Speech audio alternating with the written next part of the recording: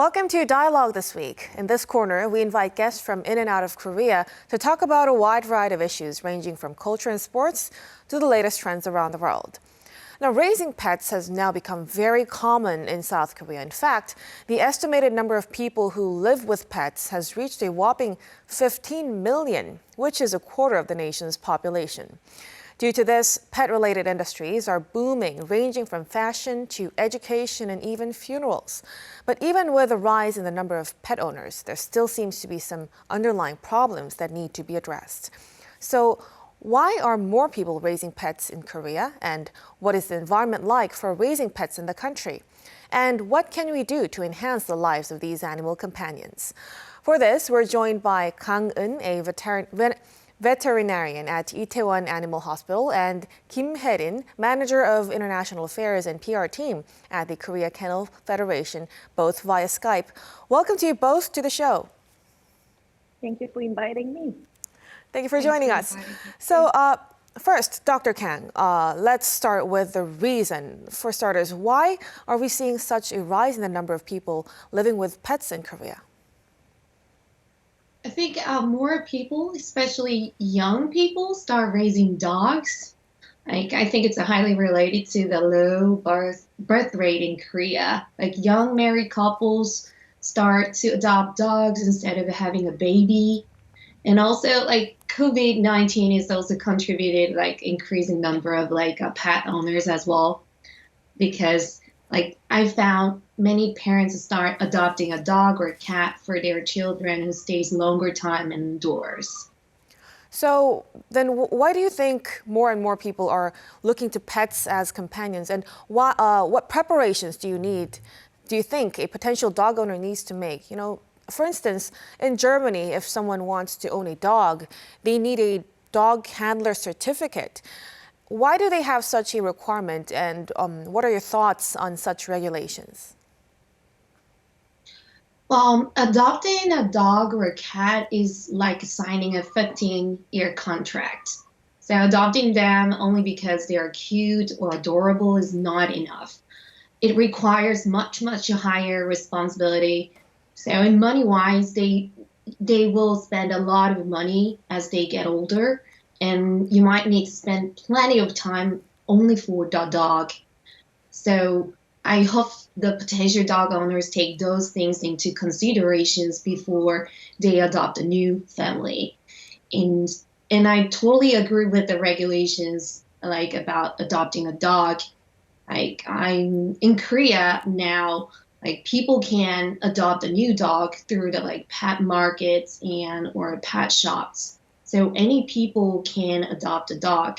So there is no any regulations about adopting a dog. So in Korea, I totally agree with establish some regulations on those adopting dogs. So we need some kind of more regulations to highlight the responsibility of raising these pets. Now let's bring Ms. Kim Hae-rin into the conversation. The requirement of leashes and muzzles in public places continue to be a topic of debate, especially for dog owners. Now in February, there was a revision to the Animal Protection Act, which now requires dogs to remain within 2 meters of its owner. So what are your thoughts on this requirement? Do you think it will be effective? We understand that Korean government introduced those requirements for negligent dog owners as a series of fatal dog bites have sparked the call for better control of potential dangerous dogs in recent years. Those requirements could help owners control their dogs in order to prevent possible accidents as a temporary solution. However, tougher regulation may not be the fundamental solution in long term. What we need more is education program for dogs and their owners together. So for example, American Kennel Club runs a Canine Good Citizen program, which is called CGC, which is a 10-skill training program that open to all the dogs and focus on training the basics of good manners and obedience, instilling the value of responsible ownership, and strengthening bonds between owners and their dogs at home and out in the community. So those who finish this program, they are more likely welcomed by their community. We really need program like this. So we believe that good dogs and owners can good owners. All it takes is a little bit of a training. These trainings would definitely help in, reducing biting accidents.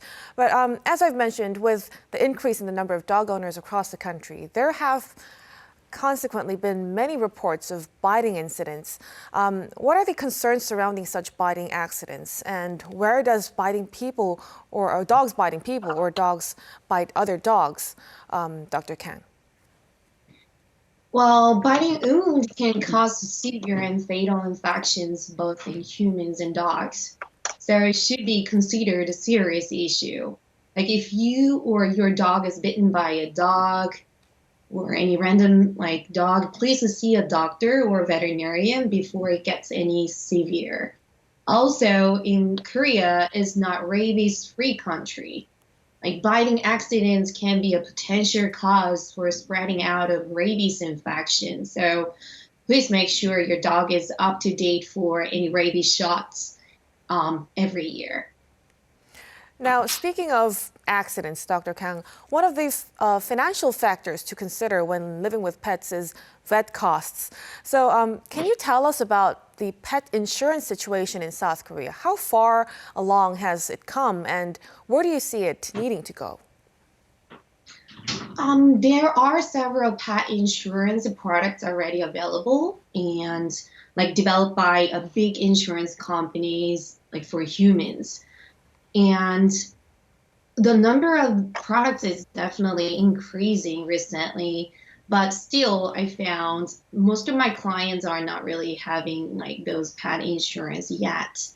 And I feel like they are kind of skeptical about having pet insurance for their dogs or cats.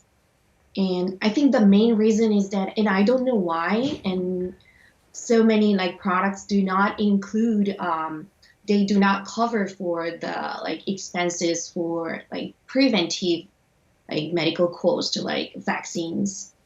So I hopefully in the future those products covers for those prices as well, because as a veterinarian I feel like prevention is the most important thing.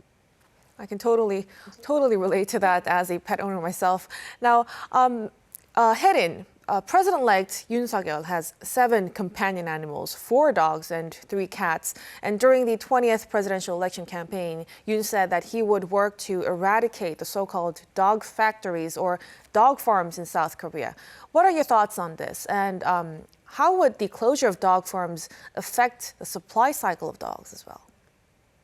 So we don't want to deny and hide the reality, but we are really working hard to close all the dog farms by providing campaign and education programs to dog-related profession and public. And dog farms must be closed to ensure dogs' welfare and health. So I also want to introduce the dog breeding program and professional breeders. And many other countries have laws that people only able to adopt their dogs from the registered breeders. Those breeders working very hard as a professional breeder for their dog welfare and health, and they make sure become a very good counselor to the new owners. Right. But, on a lighter note, I want to ask a rather personal question, Hae-rin. As I told you, I'm a dog owner myself.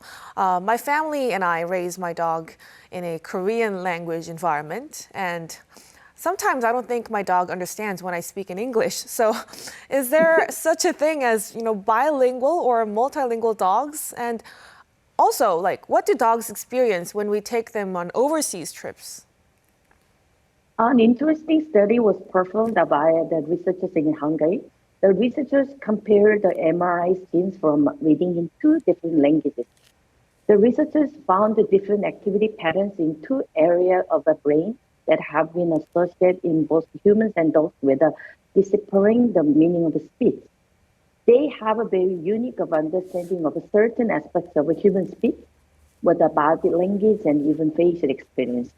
My dog Actually, he took the puppy class in Canada, and he moved back to Korea and learned comments in Korean too. Now he clearly understands comments in both languages. We can try to train our dogs to understand the different languages, such as using foreign languages dog comments. Wow, that is something very new. I should try to train my dog more this time. Now, but with increasing numbers of pet dogs in South Korea, there are more puppy kindergartens and other such training centers related to that. The Korean Kennel Federation provides various behavior training education programs, as you touched upon a while ago. Can you elaborate what kind of programs you offer and why is education for both owners and dog is so important? Korean Kennel Federation is a member of a Federation Psychologists International.